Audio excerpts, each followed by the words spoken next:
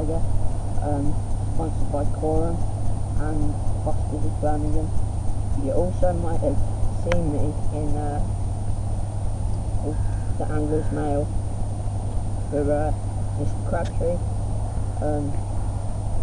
but over the course of 2012 to 2013, we're in November right now, 2012, we're going to be showing you a bit on how to fish through the winter.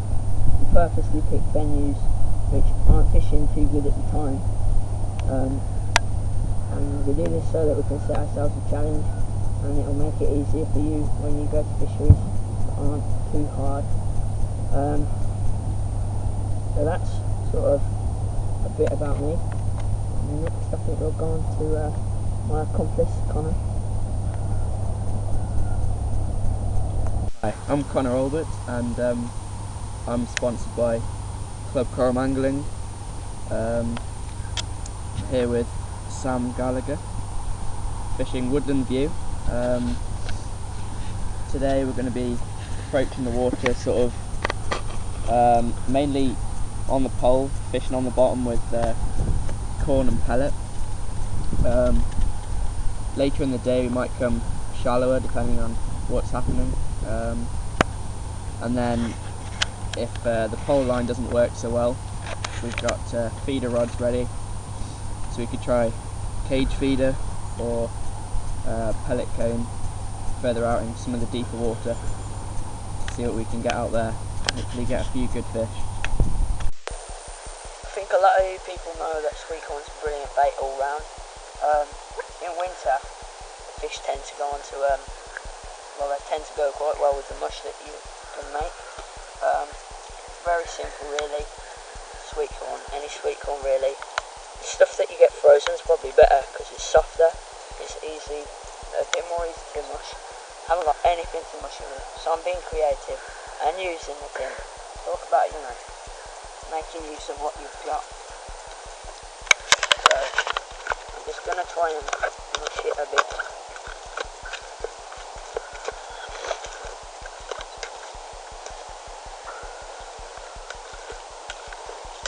As much liquid as I can get out of this, because the liquid is the main thing that makes the cloud in this. Some people like to add groundbait, but there's a groundbait ban on this fishery, so you can't use it.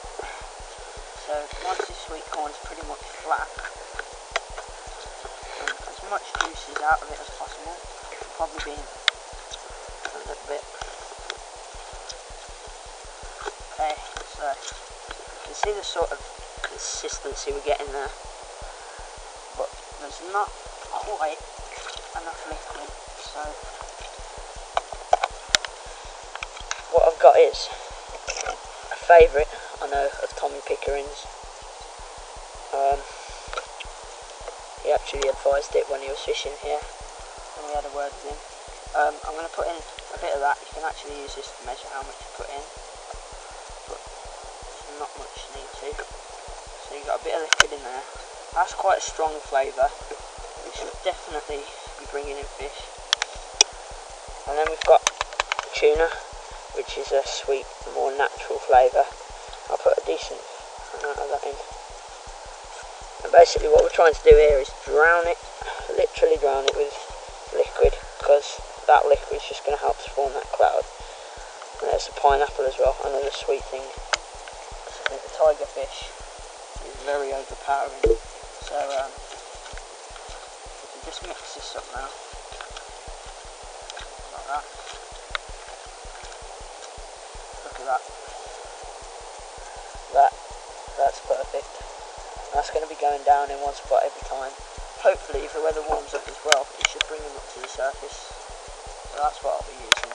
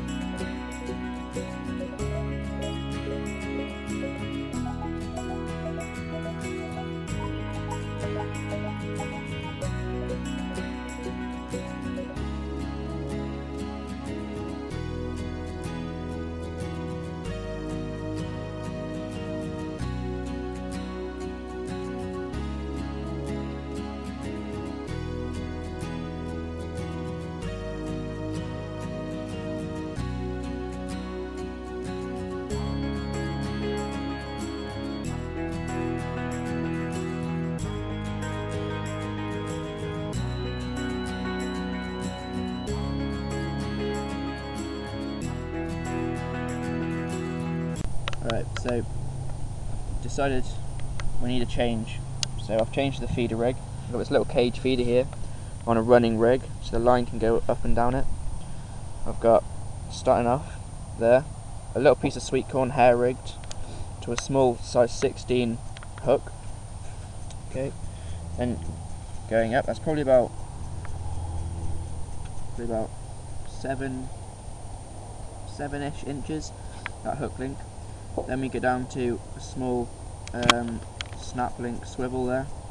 That just means that you can just change the hook link on and off as you want to.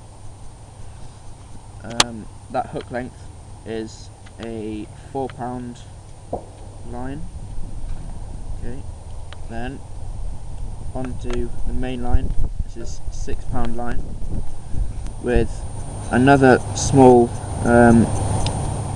snap swivel that just links onto a very small 20-gram cage feeder, and like I said before, that just runs up and down the line. So if a fish takes it, it picks up this bait here, the rig will just be lying here, fish comes in, grabs the bait, and then it can run along, but then the tip just sort of wobbles about, and that will tell me when I've got the bait, bite even, and then I'll strike into it and there'll be a fish on.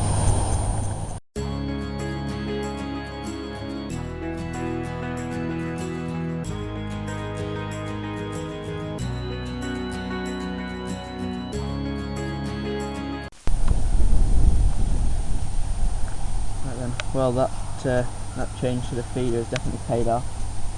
After not having a single thing on the pole earlier, just had a massive hit on the tip just now, and it looks like we've got a good carp on.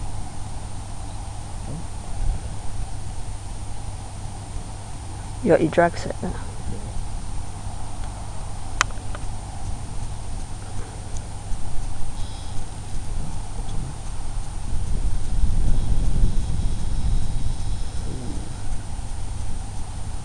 Definitely got a bit of fighting in this one.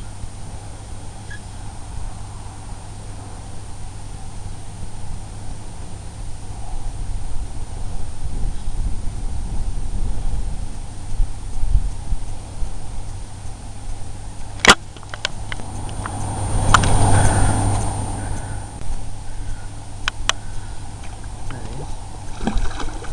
Nice little carp.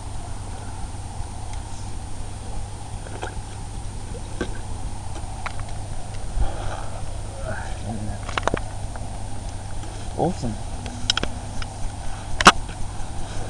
There he is. That feeder. Just flick down the line. And then, not sure if you can see that, but he's hooked perfectly in the bottom lip there. Absolutely perfect. Pop that hook out. There we go.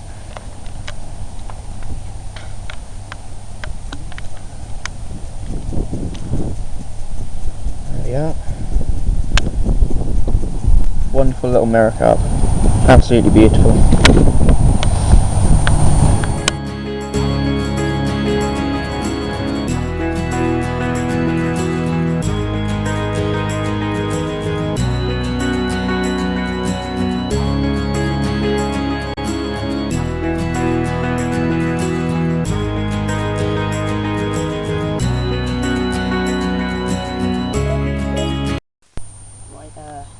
Switch to worm, and that wouldn't work, and it usually does work with our winter conditions.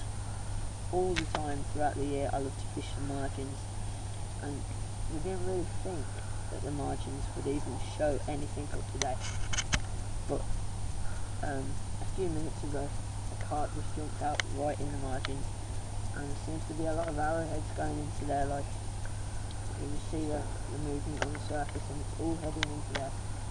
But what I've just done there is a tactic that a lot of fishermen favour. When you're margin fishing, it's good to sort of make a loud noise with the bait that you throw in. So what that sort of represents is someone packing up.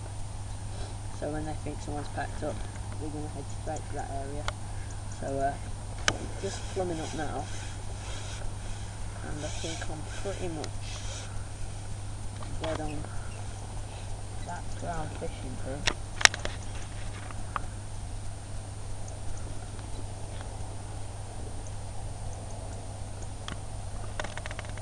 Around about that sort of thing right there. So I'll bring it in and get some bait on it. Now I'm not going to fish worm because what happens with the margins is the fish come into a very tight area and they kick up a lot of mud. With a worm it's brown and it's almost mud-like in the colour sort of. So always fish with sweet corn in the margin. It's always the best bait for margin fishing. Especially in conditions like this. I'll get it out quite quickly.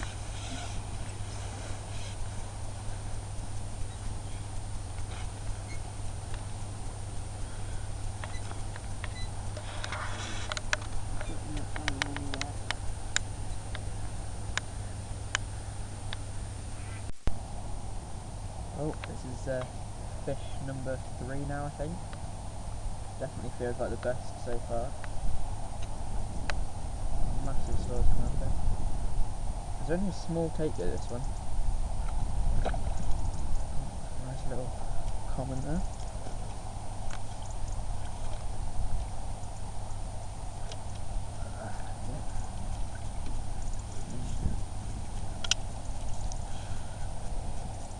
It's not a bad little thick bodied common there.